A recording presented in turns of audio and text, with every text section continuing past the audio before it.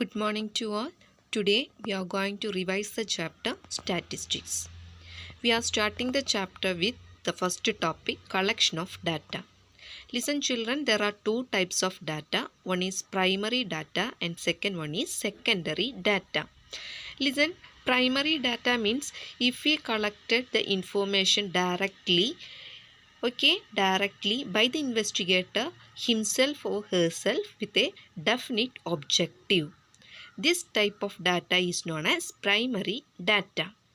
At the same time, secondary data means we are depending to collect the informations from a source, just like newspapers, television, or some records. See, all these data are already had the information stored. Such type of data are known as secondary data. So, you have to see two types of data, primary as well as secondary data.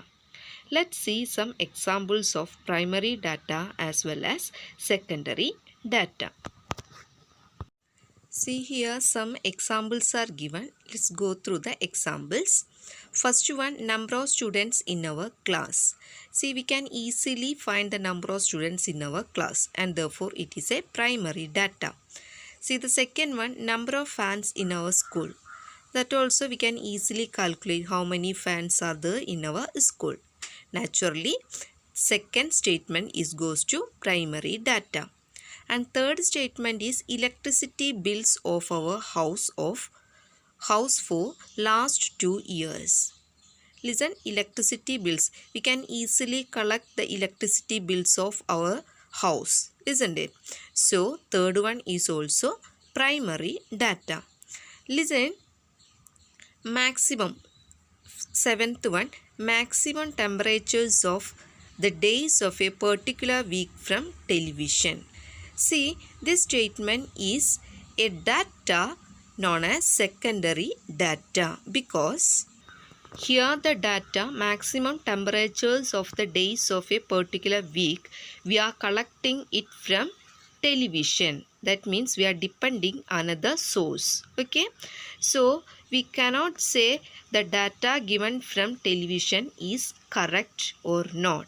So such type of data is known as secondary data because see all these data are already recorded. Okay, so go through the examples and you can identify which are primary and which are secondary data. See in these examples you can see first, second, third and ninth one. All these statements are primary data and statements 4, 5, 6, 7 and 8 are secondary data. So once again, primary data means we are collecting the data directly and secondary data means the data collected in indirect manner. Okay. Now next is range, class mark and class size of a class interval.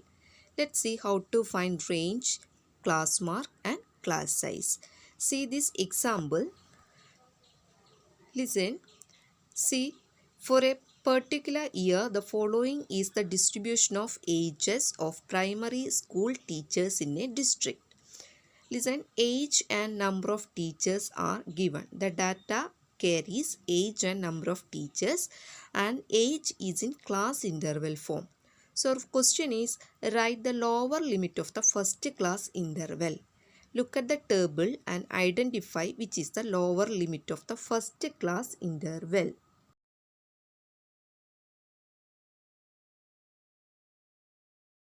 See here the first class interval is 15 to 20 and therefore lower limit is 15. Okay, lower limit is 15 and upper limit is 20. And second question is determine the class limits of the fourth class interval. Look at the table once again. The fourth class interval is 30 to 35, isn't it? 30 to 35. Here 30 is lower limit and 35 is upper limit. Okay. Now third one, find the class mark of the class 45 to 50. Listen, class mark is obtained by adding these two limits, lower limit and upper limit, and divide it by 2. Here lower limit is 45, upper limit is 50. So 45 plus 50 by 2.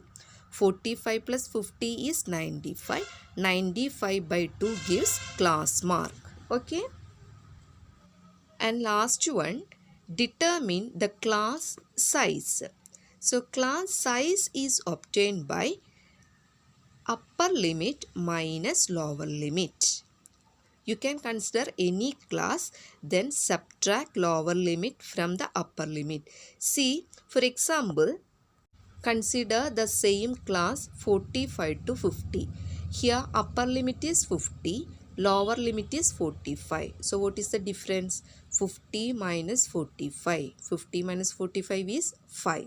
So 5 is the class size. Okay.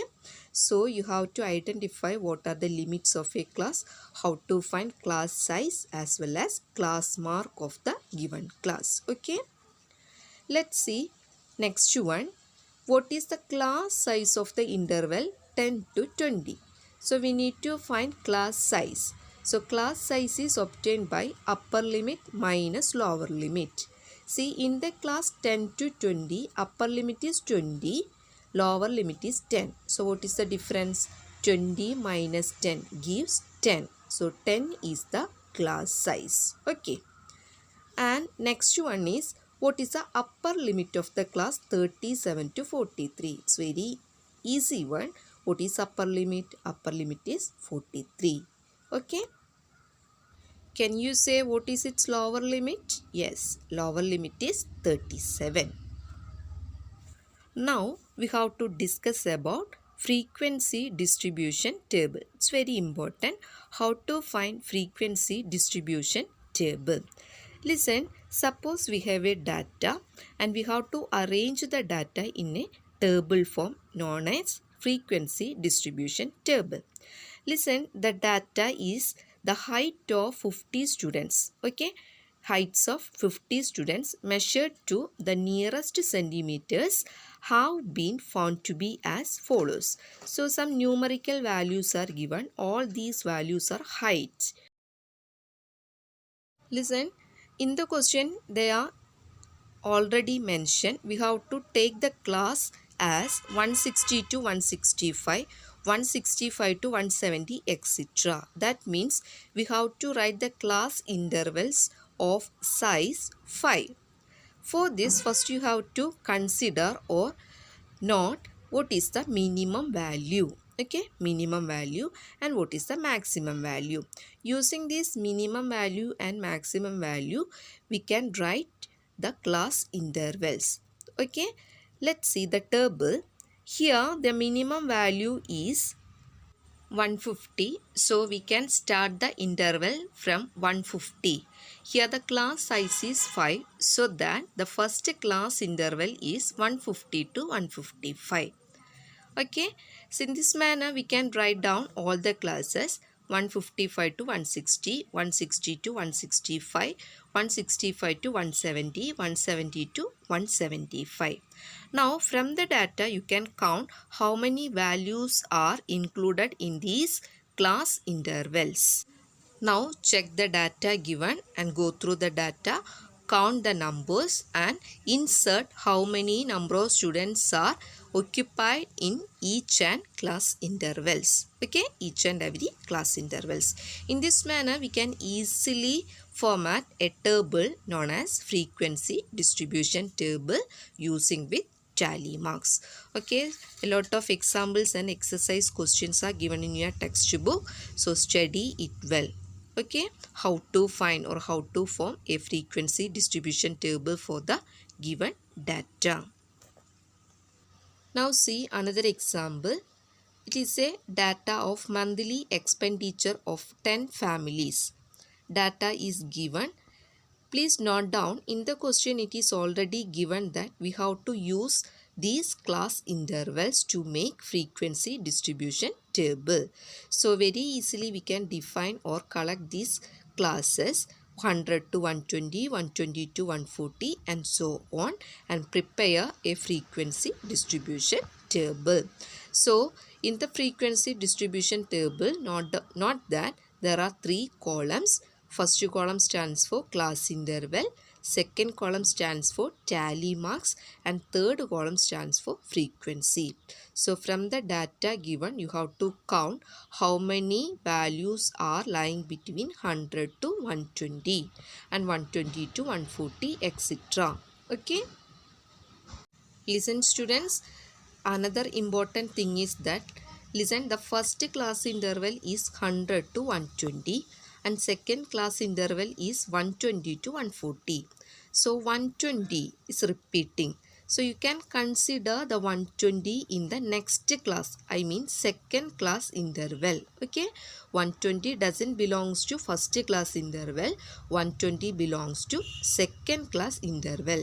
Similarly, 140 belongs to third class interval, 160 belongs to fourth class interval, and so on. It's very important matter. So using the data, you have to form the frequency distribution table. Okay. Next is graphical representation of data. Listen, you have to study only bar graph. No need to study histogram and frequency polygon. Okay. Now listen, bar graph is a graph of rectangles and each of the rectangles are separated by a equal space.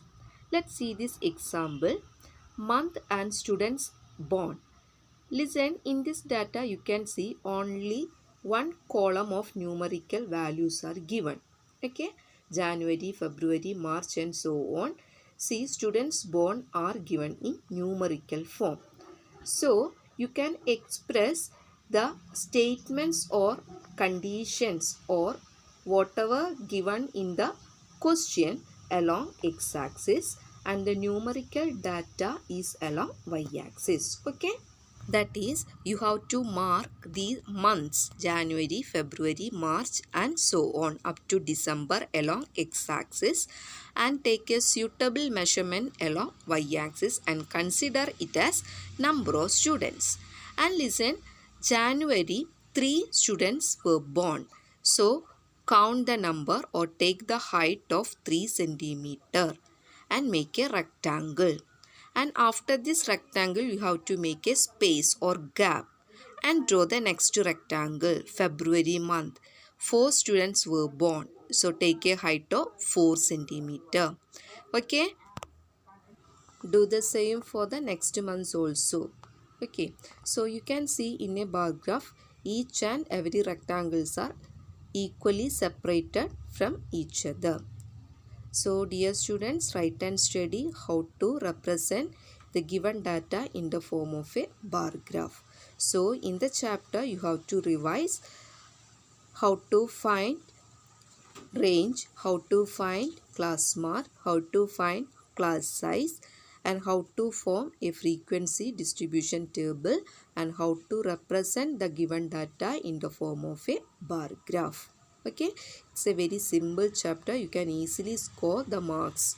Okay, so write and study once again, remind you, and practice well all the examples and exercise question given in your textbook. So thank you all once again. Have a nice day.